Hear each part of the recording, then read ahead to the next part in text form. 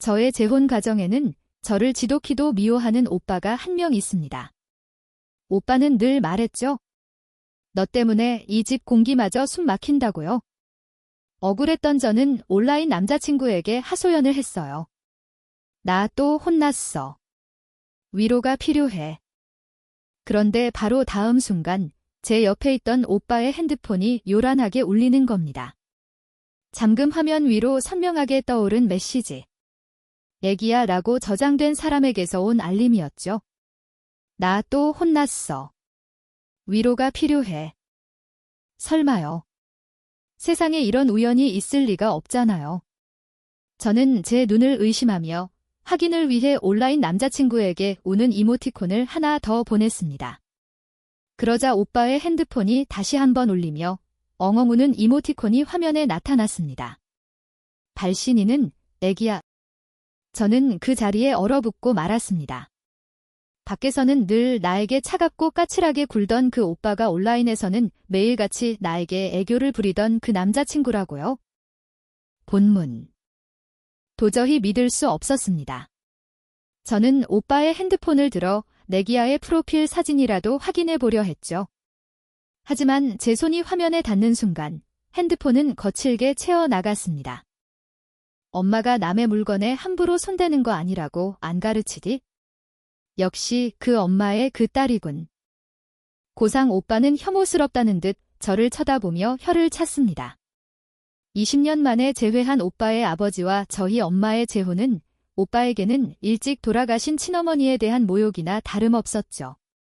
더군다나 저희 엄마는 불치병으로 시한부 인생을 살고 있었기에 오빠는 엄마가 다른 꿍꿍이가 있어 이 집에 들어왔다고 생각했습니다.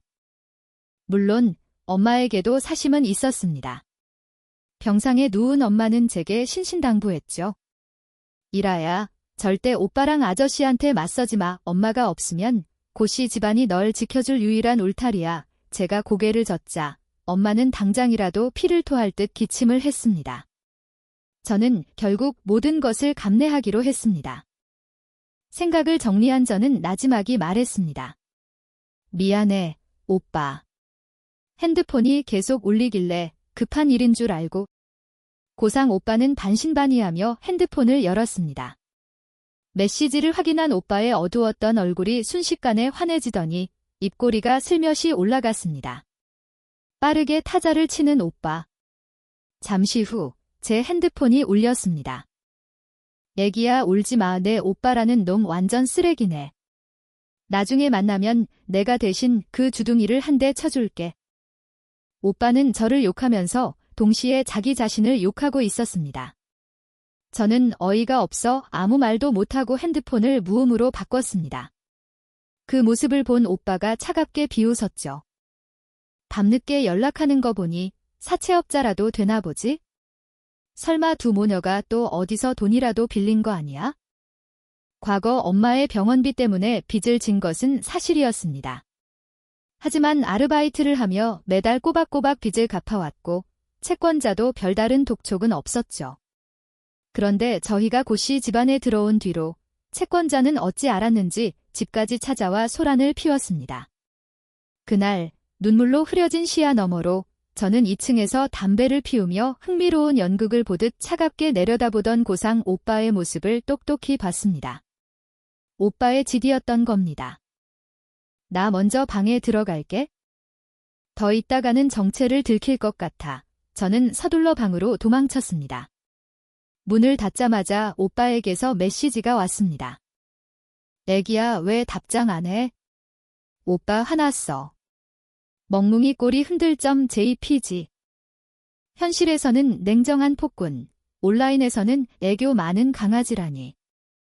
혼란스러운 마음에 답장을 하지 않자 오빠는 곧바로 200만 원을 송금했습니다. 우리 애기 깎아 사 먹고 화 풀어 라는 메시지와 함께요. 저는 오빠의 차가운 눈빛을 떠올리며 곧장 돈을 반송했습니다. 돈 필요 없어. 그냥 피곤해서 자려고. 그러자 오빠는 슬픈 강아지 이모티콘과 함께 잘 자라는 인사를 보내왔습니다. 다음 날 아침 저는 메시지 알림 소리에 잠이 깼습니다. 고상 오빠는 이른 아침부터 온라인 남자친구 역할을 시작했더군요. 애기야 일어났어? 오빠 뭐 하는지 맞춰봐. 지금 샤워 중이야. 저는 잠결에 그가 고상 오빠라는 사실을 깜빡 잊고 습관처럼 답장했습니다. 보여줘. 1초 후 오빠는 순순히 사진 몇 장을 보내왔습니다. 물기에 젖은 탄탄한 복근, 눈처럼 새하얀 피부, 그리고 슬쩍 보이는 치골 라인까지. 보기만 해도 얼굴이 화끈거리는 사진이었습니다. 만져보고 싶어? 저는 침을 꿀꺽 삼키며 타자를 쳤습니다. 그냥 잡아먹고 싶은데? 히히. 애기야, 그럼 우리 만날까? 그제야 정신이 번쩍 들었습니다. 내가 미쳤지. 어떻게 고상 오빠에게 그런 음흉한 마음을 품을 수 있단 말인가. 저는 죄책감에 온종일 답장을 하지 않았습니다. 오빠는 애가 탔는지 계속해서 메시지를 보냈죠. 만나자는 말 때문에 화났어. 아직 때가 아니라고 생각하면 더 기다릴 수 있어? 제발 무시하지만 마. 애기야, 나 방금 쓰러졌어. 누가 겨우 부축해줘서 일어났는데 가슴까지 아픈 것 같아. 관심 좀 가져줘. 기가 찼습니다. 키 190에 꾸준히 운동해서 여학생을 몰래 촬영하던 변태를 한 손으로 제압한 전적까지 있는 사람이 쓰러지다니요.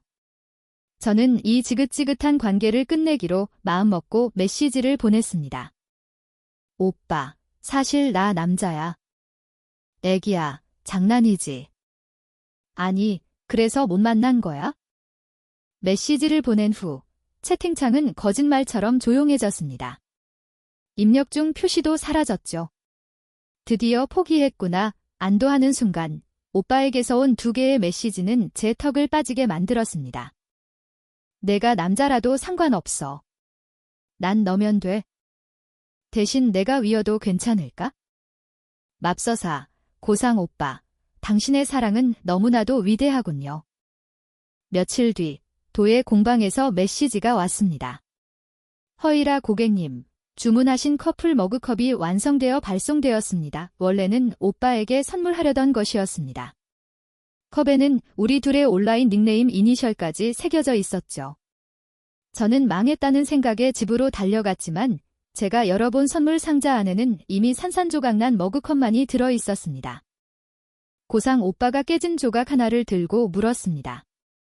얼마야? 물어줄게. 필요 없어. 어차피 선물할 수도 없게 됐으니 저는 상자를 안고 돌아서려 했습니다. 연애라도 하나 보내, 오빠가 비웃었습니다.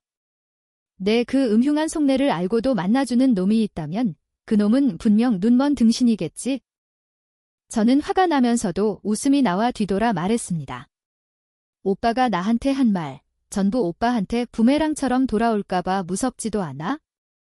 내까짓게 우리 책이랑 비교가 돼? 그러셔. 두 분 평생 행복하게 잘 사시고 절대 헤어지지 마세요. 저는 그 말을 남기고 그대로 2층으로 올라왔습니다. 제 말이 마음에 걸렸던 걸까요? 그날 저녁 식사 자리에서 오빠가 폭탄 선언을 했습니다. 아버지, 만약 미래의 며느리가 남자라도 괜찮으세요? 컥컥. 저는 충격의 사례가 들렸고 아저씨는 무슨 영문인지도 모른 채 제게 물을 건네주셨습니다. 무슨 뜻이냐면요. 제가 동성애자여도 괜찮으시냐는 말입니다. 저 지금 만나는 사람, 남자예요. 맙서사, 고상 오빠의 커밍아웃은 너무나도 직설적이었습니다. 정신적 충격을 받은 아저씨와 오빠는 그 자리에서 언성을 높였고 결국 오빠의 뺨 위로 아저씨의 손바닥이 날아드는 것으로 전쟁은 끝이 났습니다. 저는 제 사소한 거짓말 하나가 이런 파국을 불러올 줄은 몰랐습니다. 더 놀라운 건 오빠가 제게 보낸 메시지였습니다. 애기야, 성별은 걱정하지 마. 나 방금 가족들한테 커밍아웃 했어. 허락받았어. 허락은 무슨? 오빠의 뺨에 선명하게 남은 손자국을 생각하니 미안한 마음에 얼음찜질 팩을 가져다 주었습니다. 하지만 오빠는 차갑게 거절했죠. 가식 떨지 마. 오해하지 마. 비웃으러온 거니까. 오빠의 얼굴이 분노로 시퍼렇게 변했습니다. 그 후 며칠간 저는 오빠를 피했습니다. 그리고 이 관계를 정리하기 위해 메시지를 보냈습니다. 우리 헤어져. 나 다른 사람 생겼어. 오빠는 바로 60초짜리 음성 메시지를 보냈지만 저는 듣지 않고 그대로 차단해버렸습니다.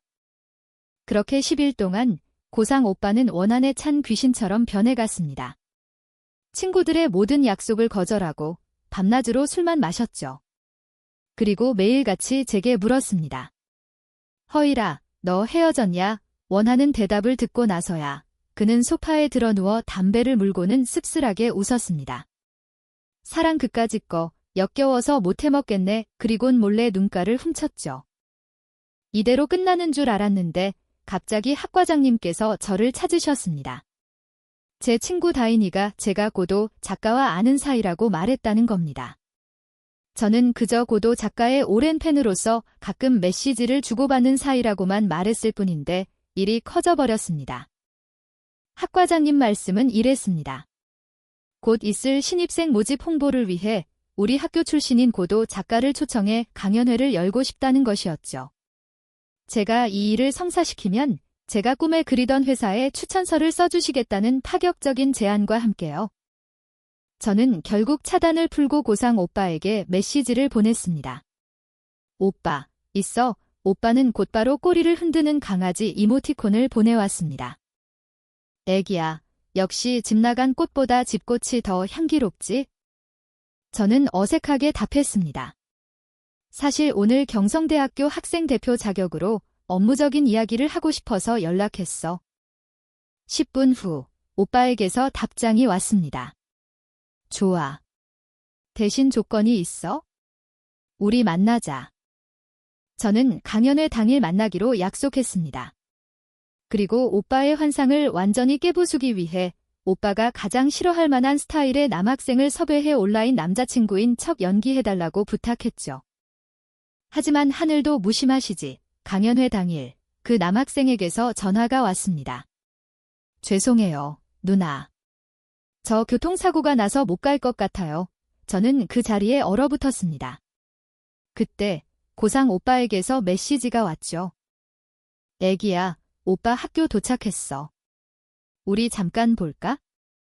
저는 시간을 벌기 위해 강연회 끝나고 분수대 광장에서 보자고 답장한 뒤 친구 다인이의 기숙사로 달려갔습니다. 자고 있던 다인이를 끌어내 자초지종을 설명했죠. 성공하면 이번 학기 점심은 내가 다 쏜다. 먹을 것이 걸리자 다인이는 가슴을 치며 장담했습니다. 걱정 마, 어장관리하는 나쁜 여우 연기, 나 전문이야. 약속 장소에서 고상 오빠를 본 다인이는 눈을 동그랗게 떴습니다. 허일아, 너 남자 보는 눈 장난 아니다. 오빠는 정말 잘생겼습니다. 특히 오늘은 말끔한 정장에 안경까지 써서 평소의 날카로움은 숨기고 지적이고 금욕적인 신사처럼 보였죠. 오빠는 저를 발견하고 미간을 찌푸렸지만 다인이를 보자마자 부드럽게 물었습니다. 내가 잭이니? 네. 다인이는 활짝 웃으며 답했고 오빠는 준비한 꽃과 선물을 건넸습니다. 드디어 만났네. 이렇게 사랑스러우면서 남자라고 날 속인 거야? 다인이의 얼굴이 새빨개졌습니다. 오빠가 예약한 고급 레스토랑에서 다인이는 저를 꼭 끼고 갔습니다. 일하는 제 베프예요. 맛있는 건 같이 먹어야죠. 오빠 괜찮죠? 물론이지. 오빠는 그렇게 말하면서도 저를 죽일 듯이 쏘아봤습니다. 식사 내내 다인이는 완벽한 연기를 펼쳤습니다. 헤어지자고 떼를 쓰고 돈과 집과 차를 요구했죠. 사랑에 눈이 먼 오빠는 모든 것을 들어주겠다고 했습니다. 하지만 다인이가 다른 남자를 만나겠다고 했을 때 오빠의 표정은 어둡게 굳었습니다. 견디다 못한 저는 화장실에 다녀오겠다며 자리를 피했습니다. 그런데 나오자마자 복도에서 기다리던 오빠와 마주쳤습니다. 허일아. 작작 좀 해. 남 연애하는데 끼어드는 게 너희 집안 내력이냐? 오빠의 얼굴은 혐오감으로 가득했습니다. 저는 자리로 돌아와 다인이에게 몇 마디 말을 남기고 먼저 나왔습니다. 그러자 다인이에게서 메시지가 왔죠. 멀리 가지 마. 30분이면 끝나. 우리 2차 가자. 저는 레스토랑에서 멀지 않은 구석에 앉아 다인이를 기다렸습니다. 그때 집안일을 도와주시는 아주머니에게서 사진 한 장과 함께 메시지가 왔습니다. 아가씨, 전에 깨졌던 커플 머그컵 말이에요. 도련님이 유명한 장인에게 맡겨서 수리했어요. 한번 보세요. 사진 속 머그컵은 정말 감쪽같이 수리되어 있었습니다. 심지어 컵에 새겨진 닉네임 이니셜까지 선명했죠. 그때 아주머니에게서 메시지가 하나 더 왔습니다. 이 사진 도련님께도 보내드렸어요. 제 손이 멈칫했습니다. 그렇다면 고상 오빠도 컵에 새겨진 닉네임을 봤다는 거잖아요. 불안해하는 순간 오빠에게서 메시지가 왔습니다. 빨리 와, 다인이한테 무슨 일 생겼어. 저는 생각할 겨를도 없이 레스토랑을 향해 달렸습니다. 도착하자마자 다인이가 저를 보며 필사적으로 눈짓을 했습니다. 빨리 도망가라고요? 등골이 서늘해졌습니다. 오빠가 보이지 않았습니다. 위험을 감지하고 돌아서는 순간 저는 단단한 벽에 부딪혔습니다. 허이라. 머리 위로 미세하게 떨리는 오빠의 목소리가 들려왔습니다. 저는 뻣뻣하게 고개를 돌렸습니다. 불빛 아래 붉게 충혈된 오빠의 눈이 저를 붙들고 있었습니다. 울고 있는 것 같기도 웃고 있는 것 같기도 한 기괴한 표정으로요. 너였어. 저는 이렇게 허무하게 정체가 발각될 줄은 몰랐습니다. 오빠가 손을 드는 순간 저는 그를 밀치고 미친 듯이 도망쳤습니다. 뒤에서 거기서 라고 외치는 오빠의 목소리가 들렸지만 저는 익숙한 골목길을 헤집으며 오빠를 따돌렸습니다. 그 후 며칠간 저는 기숙사에 숨어 지냈습니다. 그러던 어느 날 엄마에게서 메시지가 왔습니다. 고상이 병원에 왔는데 너희 또 싸웠니? 저는 왠지 모를 불안감에 병원으로 달려갔습니다. 병실 문을 열자 저는 경악스러운 장면을 목격했습니다. 고상 오빠가 엄마에게 손을 대고 있었습니다. 아파, 아파. 휠체어에 앉은 엄마가 고통스럽게 신음했습니다. 비켜. 저는 분노에 차 오빠를 밀쳤습니다. 그런데 단단히 서 있던 오빠가 저를 보자마자 힘없이 바닥으로 쓰러지는 겁니다. 억울하다는 표정으로요? 이라야, 뭐 하는 거니? 엄마 다리에 쥐가 나서 고상이 주물러주고 있었어. 엄마는 저를 말리며 다정하게 오빠를 부축했습니다. 괜찮아요, 어머님. 제가 전에 워낙 못되게 굴어서 이라가 오해할 만도 하죠. 이라라니. 언제부터 그렇게 다정하게 불렀다고. 엄마와 오빠의 만담 같은 대화를 뒤로 하고 저는 오빠를 병실 밖으로 끌어냈습니다. 아야. 오빠가 작게 신음했습니다. 보니 아까 넘어질 때 손등이 긁혀 피가 나고 있었습니다. 저는 반창고를 붙여주며 말했습니다. 오해해서 미안해. 하지만 우리 엄마 건강 안 좋으시니까 다신 찾아오지 마. 응.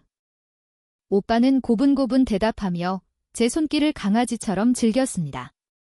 그리고 애기라고 부르지도 마. 우리가 온라인에서 연애하던 관계는 내가 그 집에 발을 들인 순간 끝났어. 싫어. 오빠는 다급하게 제 손을 잡았습니다. 내가 뭘 잘못했든 다 고칠게.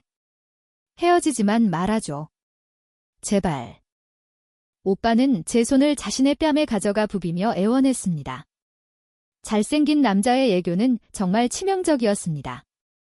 정신을 차렸을 땐 제 손은 이미 오빠에게 붙들려 있었죠. 그때 등 뒤에서 제 이름을 부르는 목소리가 들렸습니다. 허이라. 고개를 돌리자 그곳엔 잘생긴 남자가 서 있었습니다. 경성대학교 의대 선배, 진이한 오빠였습니다. 졸업 후 다른 도시로 가면서 연락이 끊겼는데 여기서 다시 만나다니요. 고상 오빠의 얼굴이 순식간에 굳어졌습니다. 굶주린 늑대 같은 눈으로 이한 오빠를 쏘아보았죠. 저는 그 틈을 타 손을 빼냈습니다. 이한 오빠, 마침 잘 됐다. 우리 저녁 먹으면서 얘기할까? 식사 내내 고상 오빠는 저희 맞은편에 앉아 이한 오빠를 뚫어져라 쳐다봤습니다. 결국 업무 전화 때문에 먼저 자리를 떠났지만 그의 집착은 메시지로 이어졌습니다. 무슨 사내 진미를 먹길래 아직도 안 와? 나 열쇠 없는데. 빨리 와서 문 열어줘. 저는 지문 인식 도어록이잖아 라고 팩트 폭력을 날렸습니다. 그러자 오빠는 비밀번호를 5번 틀려 30분간 잠겼다는 화면과 함께 피가 나는 손가락 사진을 보내왔습니다. 오늘 밤에 비 온다는데 나 반팔밖에 없어. 춥지만 괜찮아. 걱정하지 마. 불쌍한 척 연기하는 꼴이 가소로웠지만 병원을 나서자 정말 비가 내리고 있었습니다. 때마침 이한 오빠의 차가 멈춰 섰습니다. 이라야, 타아우 데려다 줄게. 집 앞에 도착했을 때 이한 오빠는 딸기 케이크 상자를 건넸습니다. 내가 단 거 좋아하는 거 기억나서. 그는 제 머리를 쓰다듬으며 말했습니다. 오빠가 이번에 서울로 다시 돌아온 건 사실 너 때문. 말이 채 끝나기도 전에 어디선가 나타난 고상 오빠가 이한 오빠의 손을 거칠게 쳐냈습니다. 당신 허이라 좋아해? 나는 이라이의 피 한 방울 섞이지 않은 오빠입니다. 고상 오빠는 거만하게 고개를 들었죠. 우리 가족을 대표해서 두 사람의 교제를 반대합니다. 저는 이한 오빠를 서둘러 차에 태워보냈습니다. 고상 오빠는 씩씩거리며 저를 따라 집으로 들어왔습니다. 2시간이나 기다렸어. 비 다 맞았잖아. 힝, 애기야. 머리가 어지러운 게 열나는 것 같아. 한번 만져봐. 오빠는 제 손을 끌어다 자신의 복근 위에 올려놓았습니다. 젖은 셔츠 너머로 뜨거운 체온이 느껴졌습니다. 열 재는데 누가 배를 만져. 그럼 이마 만져봐. 뜨겁지? 오빠는 벽에 손을 짚고 저를 가둔 채 얼굴을 가까이 가져왔습니다. 서로의 숨결이 느껴질 만큼 가까운 거리. 심장이 미친 듯이 뛰었습니다. 저는 오빠를 밀쳐내며 소리쳤습니다. 고상. 우리가 지금 남매라는 거 잊었어? 제발 정신 차려.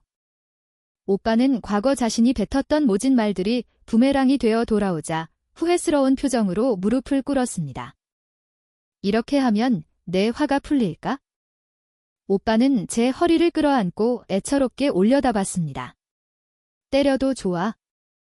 저는 이 상황을 끝내기 위해 거짓말을 했습니다. 사실 나 좋아하는 사람 생겼어. 그 안경잡이 의사. 응, 난 그런 스타일 좋아해. 오빠의 팔에서 힘이 풀렸습니다. 그는 씁쓸하게 웃었죠. 결국 고도의 제기도 떠나는구나. 사실 저도 오빠에게 마음이 있었습니다.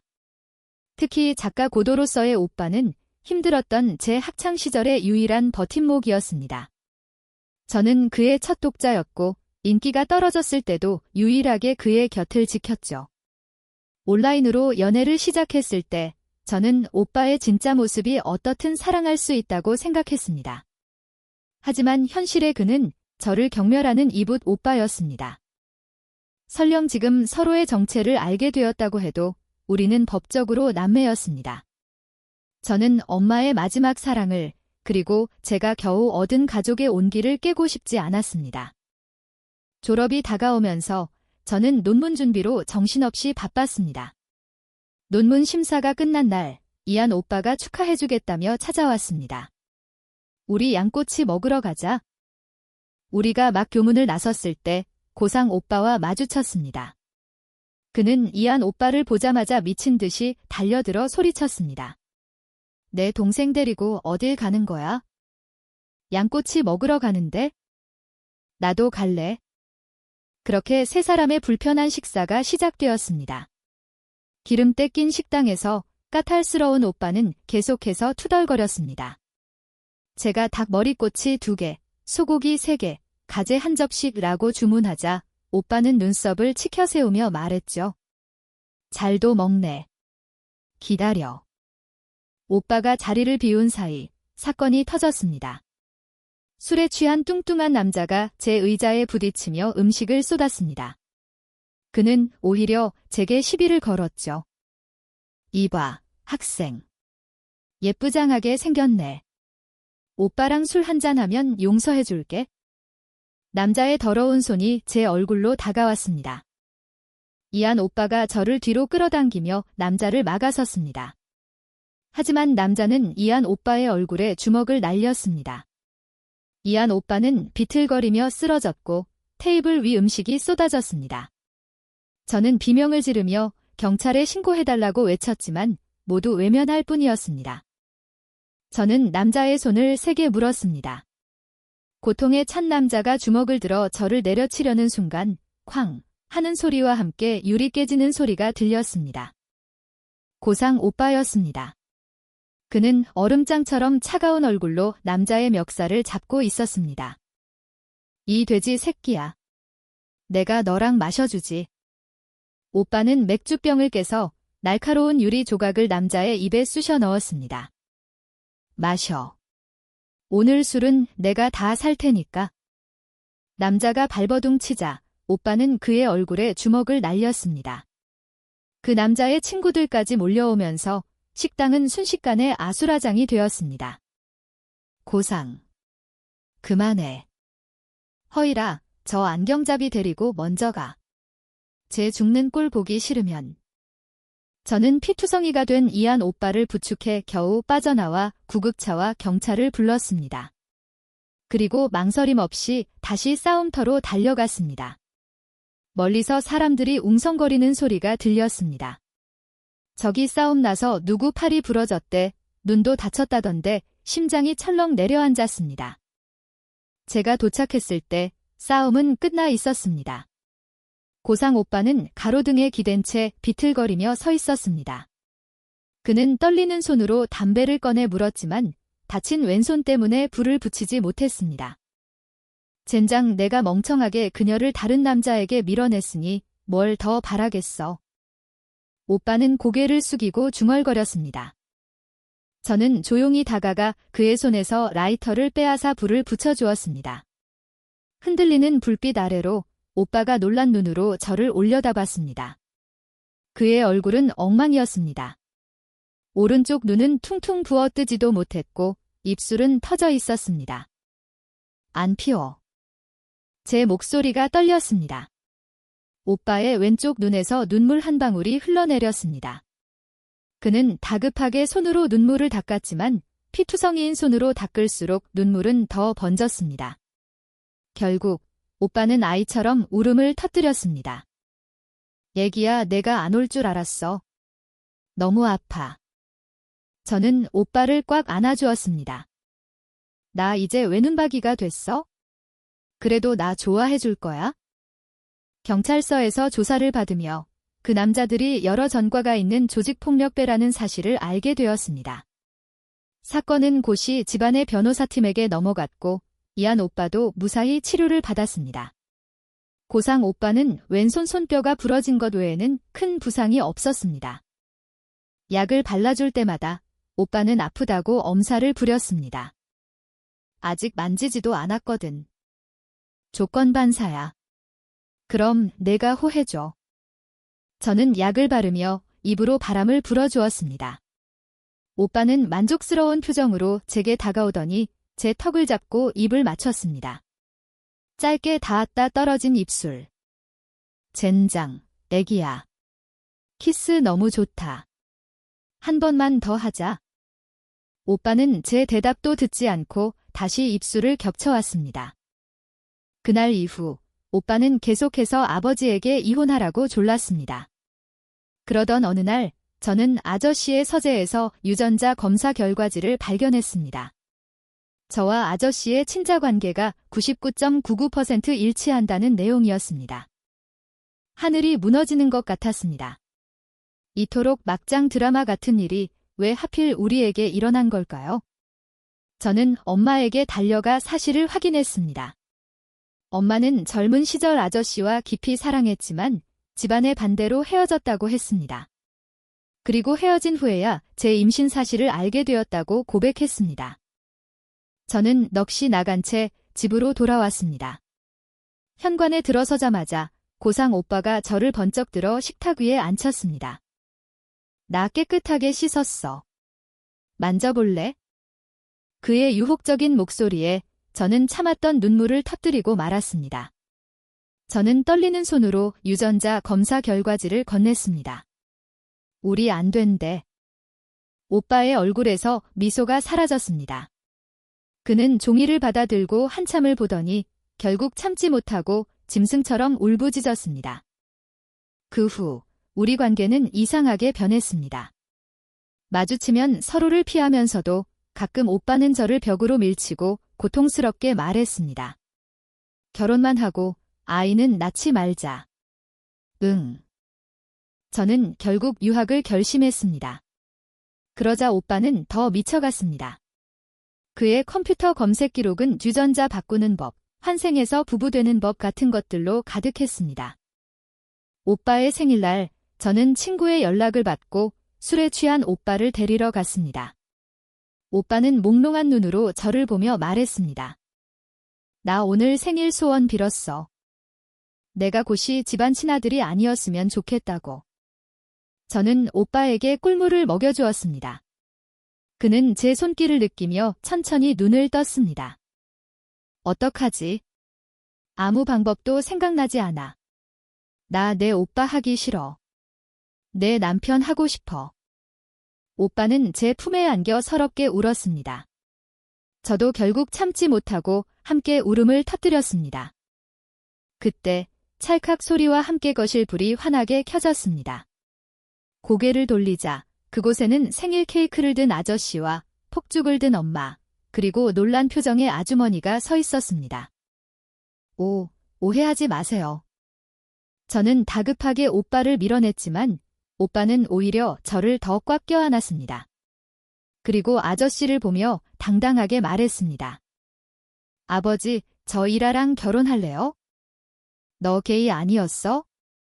이제 아니에요. 허락해주세요.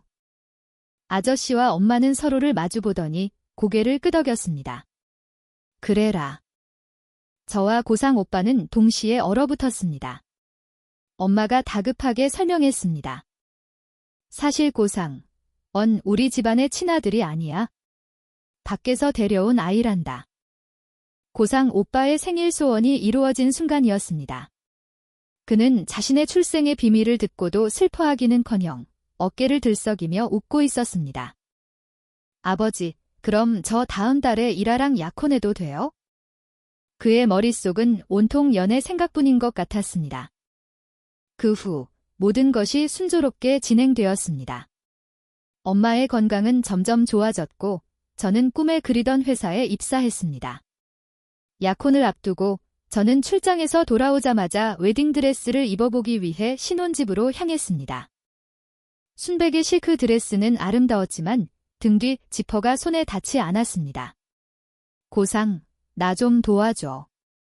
침대에서 잡지를 보던 오빠가 음흉하게 웃으며 다가왔습니다.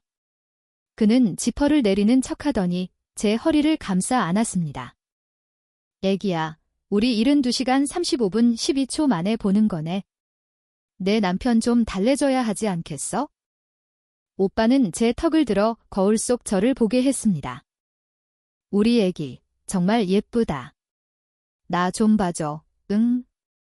악마의 속삭임 같은 그의 목소리에 저는 결국 정신을 잃고 말았습니다. 다시 눈을 떴을 때는 이미 한밤중이었습니다. 엉망이 된 웨딩드레스를 보며 제가 울상을 짓자 고상 오빠가 저를 꽉 껴안으며 웃었습니다. 괜찮아. 넌 뭘 입어도 세상에서 제일 예쁘니까. 감성적인 아우트로 음악과 함께 마무리.